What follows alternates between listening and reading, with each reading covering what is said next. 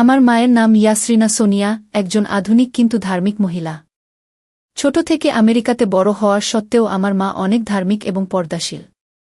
আমার নানা নানিও বাংলাদেশি ধর্মপ্রাণ মুসলিম এবং আমার নানিজান আমার মাকে যথাসম্ভব ধর্মীয় অনুশাসন মানিয়ে বড় করার চেষ্টা করেন। গত কয়েক বছর আগে এক রোড দুর্ঘটনায় দুজন মারা যায়। এবার মূল গল্পে চলে যাওয়া যাক। গরমের ছুটির কারণে আমি বাড়িতেই ছিলাম। বাবার ও ব্যবসায়িক কাজকর্ম না থাকায় বাসায় ছিল। বাবা মা আর আমি মিলে বেশ সুন্দরভাবেই ছুটি উপভোগ করছিলাম। আমাদের বাড়ির পাশেই সমুদ্র এবং একটা ছোট বিচ আছে। আমাদের প্রপার্টির ভিতরে পড়ায় সেই বিচে বাইরের মানুষ আসতে পারে না। তাছাড়া আমাদের বাড়ির আশেপাশে লোকজনের বসবাসও কম। মূল শহর থেকে আমাদের বাড়ি 2 মাইল দূরে। প্রায় প্রতিদিন বিকেলেই আমরা পরিবারের সবাই মিলে বিচে যেতাম। প্রথমেই বলেছি, আমার আম্মু একজন পর্দাশীল মহিলা। তাই বিচে গেলেও আম্মু শালীন পোশাক পরতেন। তবে যতই শালীন পোশাক পরুক, আম্মুর রূপ ঠিকই বাইরে প্রকাশ পেত। গত কিছুদিন যাবত আমার মাঝে অন্যরকম একটা অনুভূতি কাজ করে। শুধু মাকে না, যে কোন মেয়েকে দেখলেই আমার অন্যরকম একটা শিহরণ কাজ করে। বেশ কয়েকবার বাচ্চাঘরে কাজ করার সময় আম্মুকে কল্পনা করতে লাগলাম। নিজের মাকে নিয়ে এই ধরনের চিন্তা ভাবনা আমি মাথা থেকে ঝেড়ে ফেলার চেষ্টা করলাম। কিন্তু মাকে যতবারই দেখতাম ততবারই আমি নিজের উপর নিয়ন্ত্রণ হারিয়ে ফেলছিলাম। একদিন বাবা, আমি আর মা বিচে গিয়েছিলাম। মা লম্বা টি-শার্ট এবং ঢিলে জিন্স পরেছিল। মা আর বাবা একসাথে বসেছিল। আমি পানিতে লাফালাফি করার সময় খেয়াল করলাম বাবা মাকে বেশ লম্বা একটা হামি দিচ্ছে। হঠাৎ বাবার ফোনে একটা কল এলো। বাবা আমাদের কাছ থেকে বিদায় নিয়ে চলে গেল। মা বেশ উদাস হয়ে গেল। আমরা বাসায় চলে এলাম। মা আর আমি বাগানে গেলাম। আমি মায়ের পাশে গিয়ে বসলাম। মাকে বললাম, আজ তাকে বেশ সুন্দর লাগছে। মা তখন আমাকে একটা হামি দিল। এটা স্বাভাবিক বিষয়, কিন্তু আমার মনের মাঝে একটা হাওয়া বয়ে গেল। আমি আমার রুমে চলে এলাম। আমার রুম থেকে বাগান দেখা যায়। জানালা দিয়ে মাকে দেখা যাচ্ছিল। মা বাগানের চেয়ারে 2 হাত পা ছড়িয়ে দিয়ে শুয়েছিল। হয়তো মায়ের অজান্তে কিংবা অসাবধানতার কারণে সম্পদগুলো দেখা যাচ্ছিল। আমি আর থাকতে না পেরে বাচ্চাঘরে গিয়ে কাজ সেরে এলাম। এটা প্রথমবার নয়, এর আগে বহুবার আমি এমনটা করেছি। কিন্তু মাকে দেখে এই প্রথম। আমার মাথায় একটু দুষ্টু বুদ্ধি চলে এলো। আমি রান্না ঘরে গেলাম এবং লেবুর শরবত বানালাম এবং বাবার ঘুমের ঔষধ মিশিয়ে মাকে দিলাম। মা শরবত খাওয়ার কিছুক্ষণের মাঝেই ঘুমিয়ে পড়ল। আমি মাকে বেশ কয়েকবার ডাক দিলাম। মা কোনো সাড়াশব্দ করল না। আমি বুকে হাত রাখলাম। আমার ভেতরে তখনও একটা ভয় কাজ করছিল। আমার হাত কেঁপে উঠছিল। মা একটু নড়ে উঠল। আমি ভয় পেয়ে গেলাম, কিছুটা দূরে চলে গেলাম। বেশ কিছুক্ষণ পর আমি আবারও মায়ের কাছে গেলাম। সাহস করে হাত রাখলাম। আবার আগে কি হবে সে চিন্তা না করে কমলালেবুগুলো খেতে লাগলাম। কিছুক্ষণ পর নিচের দিকে নেমে এলাম। আমার নিজের চোখকে বিশ্বাস করতে পারছিলাম না। আমি কি দেখছি? হিতাহিত জ্ঞান লোপ পেয়ে গেল আমার। ঝাঁপিয়ে পড়লাম। প্রথমবার তাই দ্রুত বেরিয়ে গেল। রাতেও খাওয়া শেষে মাকে ঘুমের ঔষধ মিশিয়ে 1 কাপ কফি বানিয়ে দিলাম। বাবা বাড়ি ফিরবে না, সেই সুযোগটাই কাজে লাগিয়ে দিলাম। কফি খেয়ে আম্মু গুড নাইট বলে সোজা বেডরুমে চলে গেল। মিনিট 5 পর বাবা মায়ের রুমে উকি দিতেই দেখি আম্মু মরার ঘুমাচ্ছে। সেই একই কাজটা আবার শুরু করলাম। এভাবে প্রায় 5 মাস কাজ করছি। এরই মাঝে মায়ের শারীরিক পরিবর্তন দেখা দিয়েছে। আম্মুর পেট বেশ কিছুটা বড় হয়েছে। যতটুকু বুঝতে পেরেছি আমার অনিরাপদের কারণ। আম্মুকে দেখে বোঝা যাচ্ছিল আম্মু কিছু একটা বিষয় নিয়ে বেশ চিন্তিত। আব্বু ব্যবসায়ের কাজে বিভিন্ন জায়গায় চলে যায়। বুড়ো বয়সে আম্মুকে তেমন একটা সময় দেয় না বললেই চলে। সে কারণেই হয়তো আম্মুর চিন্তাটা আরও বেশি হচ্ছে। গত মাসে আব্বু ব্যবসায়ের কাজে অ্যারিজোনা গিয়েছে। ফিরবে আরও দিন 15 পরে। বাসায় আমি আর আম্মু। রাতে খাওয়া দাওয়া শেষে আম্মু তাদের রুমে চলে গেল। আম্মু ঘুমিয়ে যাওয়ার কিছুক্ষণ পরেই আমি আম্মুর রুমে গেলাম। আম্মু গভীর ঘুমে মগ্ন। আমি আম্মুর পাশে বসলাম। তবে আজ আমার ভয় করছে। তবে এই লুকিয়ে লুকিয়ে মায়ের অগোচরে আমার আর এসব করতে ইচ্ছে হচ্ছিল না। তাই আজ আমাকে ঝুঁকি নিতেই হবে। আমি ঝুঁকে পড়লাম আর সাথে সাথে আম্মু চমকে উঠল। আম্মু আমাকে তার উপর থেকে সরিয়ে দিতে চাইছিল, কিন্তু আমি আম্মুর উপরে ছিলাম এবং আম্মুর থেকে গায়ের শক্তি বেশি হওয়ায় আম্মু আমার সাথে পেরে উঠল না। তখন আম্মু বলে উঠল, তুই তোর সন্তানকে যদি দুনিয়ার আলো বাতাস দেখতে দিতে চাস তাহলে আমার উপর থেকে সরে যা। আমি তখন অবাক হয়ে গেলাম, আম্মু কি বলছে এসব? আম্মু এসব জানে কিভাবে? আম্মু একটু বিরক্তি ভরা চেহারা নিয়ে আমার দিকে তাকালো। তখন আম্মু আমাকে ধাক্কা দিয়ে তার উপর থেকে সরিয়ে দিয়ে 2 হাতে পেটে ধরে আমার দিকে তাকিয়ে কান্না করতে করতে বলে, এই সন্তান যখন তুই এনেছিস তাহলে এখন এর যত্ন কেন নিতে পারিস না? আমি তখনও থ হয়েই আছি। আমি কোনো কিছু জিজ্ঞেস করার আগে মা সব বলতে শুরু করল। আমি যখন প্রতিদিনই মাকে বেশ কয়েকবার করে কফি, শরবত দিতে লাগলাম তখনই নাকি মায়ের আমার উপরে সন্দেহ তৈরি হয়। সেই সন্দেহের পালে হাওয়া দেয় মায়ের অতিরিক্ত ঘুমিয়ে যাওয়ার অভ্যাস, কারণ মা দিনে খুব কম সময় ঘুমুতেন। তারপরেও মা বিষয়টি তেমন আমলে নেননি। কিন্তু যখন পেটে সন্তান আসে তখনই মা বিষয়টি খতিয়ে দেখার জন্য উঠে পড়ে লাগে এবং আমার দেয়া চা কফি না খেয়ে ঘুমিয়ে পড়ার ভান করে শুয়ে পড়ে। আমি তখন জানতে চাইলাম, আম্মু যখন এসব জানেই তাহলে আগে কেন এসব বলেনি, অথবা এসবে বাধা কেন দেয়নি? তখন আম্মু বলে, যেদিন প্রথম আসমু ঘুমের ভান ধরে শুয়েছিল ওই দিন আমি আম্মুর ঘরে একসেট হয়ে প্রবেশ করেছিলাম। আম্মু সেদিন আমাকে বাধা দেওয়ার জন্য প্রস্তুত ছিল, কিন্তু আমাকে দেখে আম্মু তখন কাণ্ডজ্ঞান হারিয়ে ফেলে এবং চুপ থাকে। আমার কাছ থেকে যে সুখটা পেয়েছিল ওইরকম সুখ কখনোই বাবার কাছ থেকে পায়নি।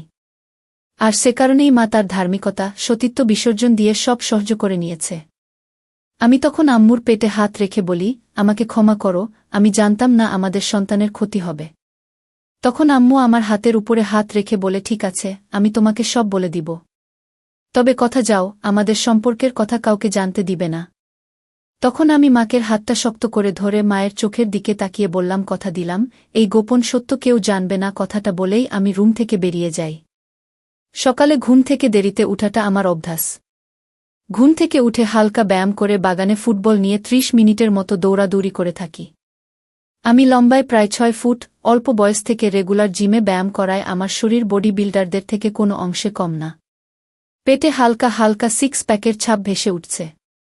হাই স্কুলের মেয়েদের থেকে শুরু করে ক্লাস টিচার, জুনিয়র স্কুলের বাচ্চাদের গার্ডিয়ানরাও আমার উপরে ফায়দাও তুলেছি এসবের। গত সামারে এক ব্রাজিলিয়ান ছেলের মাকে নিয়ে 4 দিনের ট্রিপে গিয়েছিলাম। এমন আরও অনেকের সাথেই সময় কাটিয়েছি আমি। সকালে জিম করে সোফায় বসে টিভি দেখছিলাম। আম্মু তখন কিচেনে রান্না করছে। আয়নাতে দেখলাম মা জলপাই রঙের সেলোয়ার কামিজ পরেছে। শরীরের ভাঁজগুলো স্পষ্ট বোঝা যাচ্ছিল। আমি উঠে আম্মুর কাছে গেলাম, আম্মুকে কাজে সাহায্য করতে লাগলাম। অন্য সময় আমাকে দেখলে আম্মু জামা কাপড়ে হাত বুলিয়ে ঠিক করত, আজ তেমন কিছুই করেনি। অবশ্য করবেই বা কেন? আমাদের মাঝে এখন আর কোনো গোপনীয়তা নেই। আমাদের সম্পর্কের সাগরে এখন নতুন জোয়ার চলছে। আম্মুকে বিভিন্ন জিনিস এগিয়ে দিচ্ছিলাম, আম্মুর হাতে হাত রেখে, আম্মুর গায়ে গায়ে দাঁড়িয়ে কাজ করছিলাম। রান্না শেষে খাবার টেবিলে খেতে বসলাম। ফল খাওয়ার সময় আম্মু মুভির মেয়েদের মতো করে কলা খেতে লাগল। সত্যি বলতে তখন মায়ের দিকে তাকালে যে কোন ছেলেই গরম হয়ে যেত, আমিও তাই গেলাম। খাবার খেতে পারছিলাম না, মায়ের দিকেই তাকিয়ে রইলাম।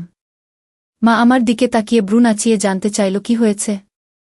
আমি সাহস করে বলে দিলাম, মাকে দেখে আমার অন্য কিছু খেতে ইচ্ছে হচ্ছে। তখন মা জানতে চাইল কি খেতে ইচ্ছে করছে।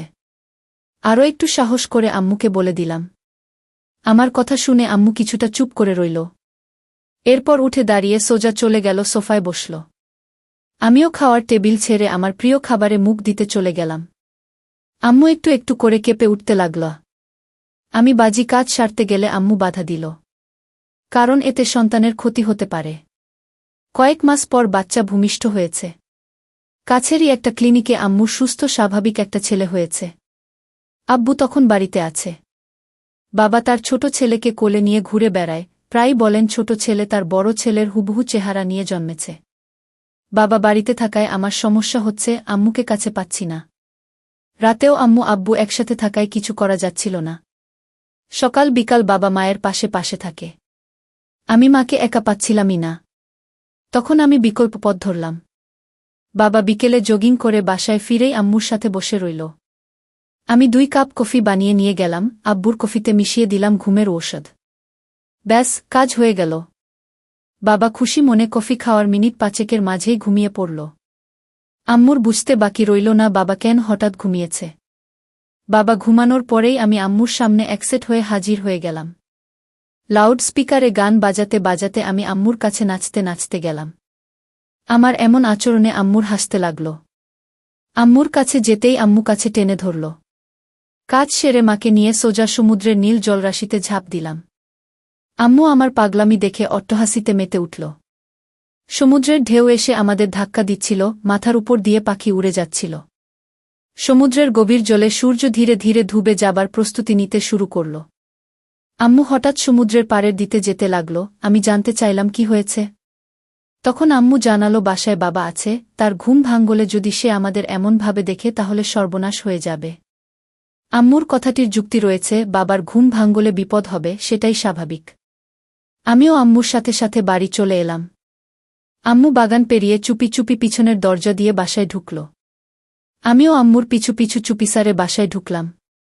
বাসায় ঢুকে দেখলাম বাবা নেই। আম্মু ভয়ে ভয়ে দোতলায় ওদের রুমে গেল। জামাকাপড় সামলে নিল। হিজাব এবং বোরকা পরে আম্মু আবার পিছনের দরজা দিয়ে বেরিয়ে এলো। আমিও আম্মুর পিছু পিছু বেরিয়ে এলাম। আম্মু ঘুরে বাবাকে গিয়ে দেখল বাবা বাগানে বাবুকে নিয়ে বসে আছে।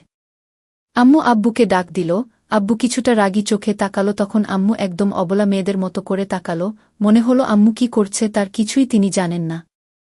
আব্বু আম্মুর একা বাইরে যাবার কারণ জানতে চাইলে আম্মু বলে উঠল পাশে একটা বাড়িতে ধর্মকর্ম নিয়ে হচ্ছিল, আমাকে নিয়ে আম্মু সেখানেই গিয়েছে। আমাদের বাবুর এখন 1.5 মাস বয়স। বাবা ব্যবসায়িক কাজে ছোটাছুটি শুরু করে দিয়েছে আবার। বাসায় আম্মু, আমি আর আমাদের সন্তান। স্কুল খোলা, আমি স্কুলে গেলে মা বাসায় একা থাকে। সে সময়টাতে মা বিভিন্ন ধর্মীয় কাজ করে। আগে আম্মু রাতে নামাজ পড়ত, প্রায় ভোর রাতে কোরআন তিলাওয়াত করত। বর্তমানেও করে। বাবু হবার পর বাবুর প্রচুর অসুখ হয়েছিল, এরপর থেকে মা প্রায় রোজা রাখেন।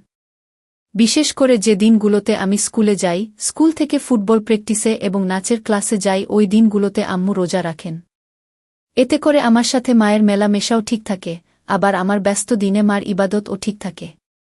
তবে প্রতি রাতেই আমাদের মেলামেশা হয়। আম্মু এবং আমি দুজনেই মেলামেশার জন্য অধীর আগ্রহে থাকি। আমাদের দুজনের প্রতি দুজনের কোনো অনাগ্রহ তৈরি হয় না, অতৃপ্তি আসে না। হ্যালোইন কাছে চলে এসেছে, কয়েকদিনে পরেই হবে হ্যালোইন। অন্য সময় আমাদের বাড়িতে হ্যালোইন হতো না, আম্মু দিত না। আমি বন্ধুদের সাথে হ্যালোইন করতাম। তবে এবার আম্মুকে রাজি করিয়েছি। শুধু রাজি না, আম্মুকে ঘিরেই হবে আমার এবারের হ্যালোইন। মূলত হ্যালোইনের বিষয়টা মাথায় আসে আম্মুকে সেবা দেওয়ার সময়। তখন আম্মুকে বিভিন্নভাবে বুঝিয়ে রাজি করেছিলাম। হ্যালোইনের জন্য স্কুল বন্ধ দিয়ে দিল। বাড়তি পাওনা হিসেবে পেলাম বাবার কাজের চাপ থাকায় বাবা বাড়ি থাকছে না। আমি আর মা হ্যালোইনের জন্য কেনাকাটা করতে গেলাম। আম্মুর জন্য আমি একটা ক্যাট গার্ল এঞ্জেল কস্টিউম কিনলাম। আমার জন্য আম্মু একটা ডেভিল কস্টিউম কিনল। আমাদের বাবুর প্রথম হ্যালোইন, ওর জন্য কস্টিউম কেনা হলো। হ্যালোইনের রাতে আমাদের বাড়ি হ্যালোইনের সাজে সাজানো হলো। আমরা কস্টিউম পরে রেডি হয়ে গেলাম। আমাদের হ্যালোইন পার্টির মূল উদ্দেশ্য ছিল নিজেদের চরিত্রের বাইরে গিয়ে আলাদা রোল প্লে করে সময় কাটানো। আম্মুকে মেকআপ করার পর ক্যাট গার্ল এঞ্জেল কস্টিউমে সত্যি সত্যিই পরীর মতো লাগছিল। আমিও শয়তান সেজে প্রস্তুত হয়ে গেলাম শয়তানি করার জন্য।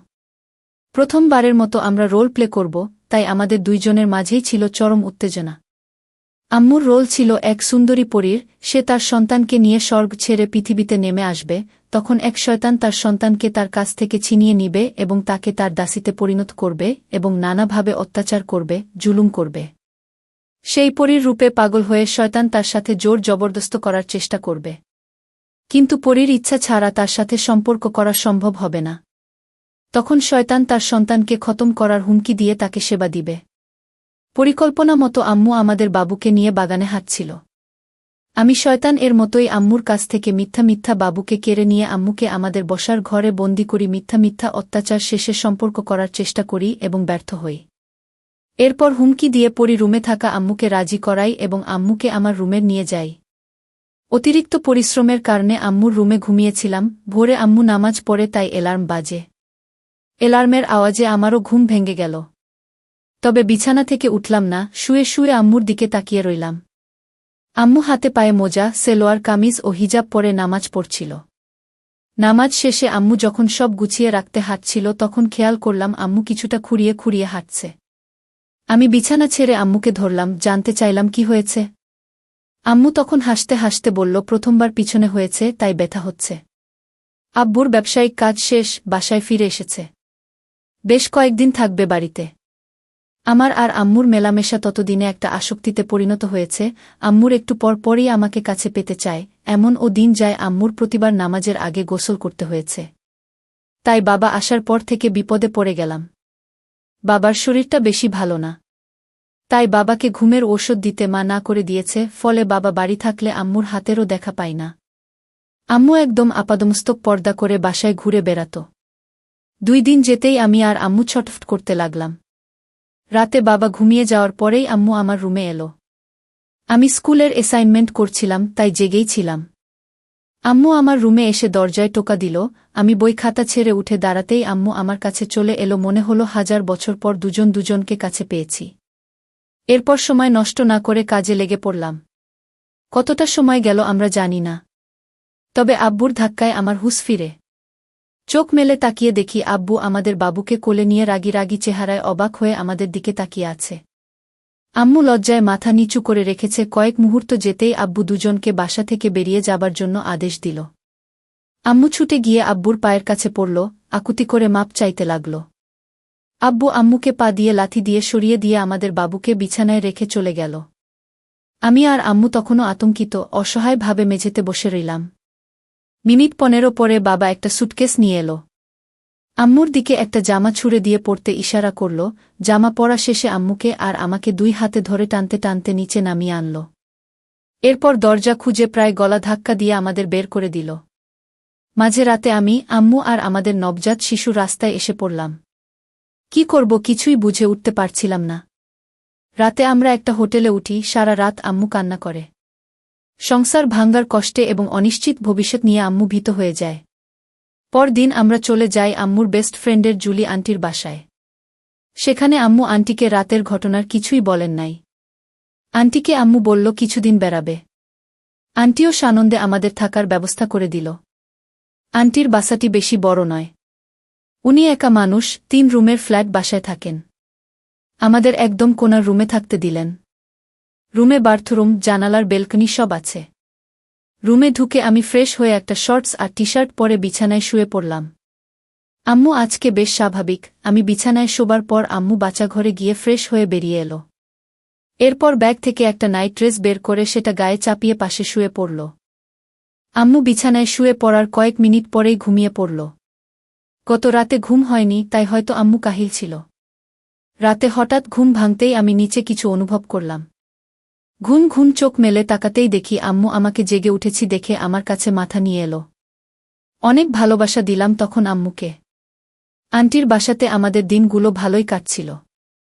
কিন্তু প্রায় 1 সপ্তাহ যাবত আন্টির বাসায় থাকার পরেও বাবা আমাদের সাথে কোনো যোগাযোগ করল না।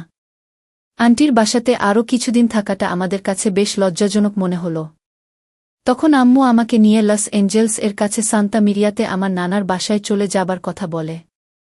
যেমন কথা তেমনি কাজ হল। রাতে আমি আর আম্মু একটা গাড়ি ভাড়া করে সান্তা মারিয়াতে চলে গেলাম। নানার নানি মারা যাবার পর থেকে বাসা খালিই ছিল। মাঝে মাঝে আমরা বেড়াতে আসতাম এখানে। লোকজন থাকে না, তাই আমি আর আম্মুই এখানকার একমাত্র বাসিন্দা। নানা নানি বেশ যত্ন করে ও রুচি নিয়েই বাসা বানিয়েছে। বাসার সামনে সুইমিং পুল, বাগান সবাই আছে। আমরা প্রায় ভোরে নানার বাসায় পৌঁছালাম। বাসায় ঢুকে আম্মু দ্রুত জামাকাপড় পাল্টে নামাজ পড়বার ঘরে চলে গেল। নামাজ শেষে আম্মু নানা নানির রুমে চলে গেল। মা বাবার কথা মনে করে আম্মু কিছুটা মন মরা হয়েই বসে রইল। আমার আম্মুর জন্ম এখানে। আমি আম্মুর পাশে গিয়ে বসলাম। আস্তে করে বললাম, এই ঘরেই তোমার বাবা মা থাকত, এখানেই তারা মিলিত হতো। আজ থেকে এখানে আমরা থাকব, আমরা এখানে মিলিত হব।